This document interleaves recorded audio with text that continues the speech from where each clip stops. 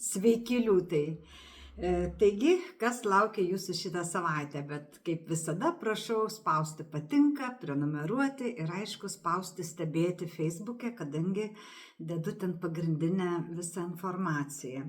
Na ir kurie norite asmeninio, aišku, konsultacijų, rašykite į Messengerį, kadangi WhatsApp'as neveikia, tai tik į Messengerį, derinsim jums patogų laiką.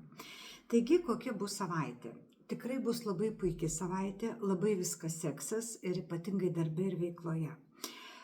Galite pareikalauti kažkokių tai premijų, apdovanojimų, o jeigu dirbate savo, tai tikrai jūsų veikla klestės ir bus matoma, pripažinta ir visoks gėris, koks tik tai be gali būti.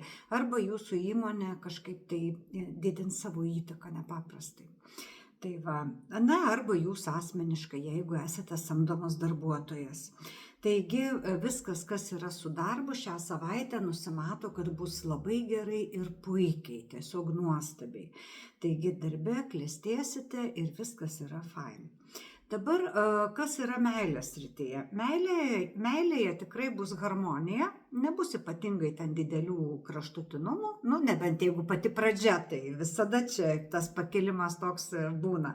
Bet vis tiek, netgi ir vis tiek bus santūri, džiaugsmas, laimė bus santūri asmeniniam gyvenime ir proporcingai kiek esate kartu, tai vis santūriau ir santūriau.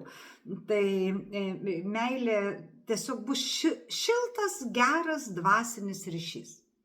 Jokių ten didelių aistrų, jokių ten kraštutinumų, tiesiog harmoningas būvis vienas šalia kito. Tai va.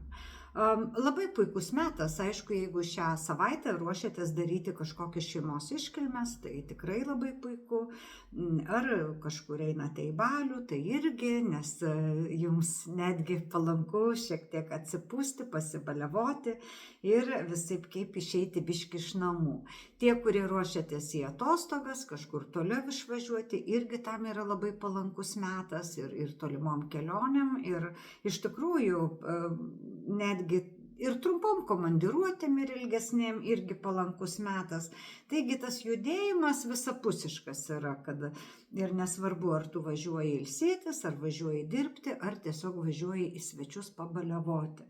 Tai tas judėjimas jums atneš kažkokią tai naują tokį impulsą, nebūtinai naują, tiesiog impulsą, atsišviežinimą, galų gale progą pasipuošti moteriškiam. Tai va. Taigi šią savaitę tiek, būkit sveiki ir laimingi, gyvenkime taikoje, iki kitos savaitės. Ate.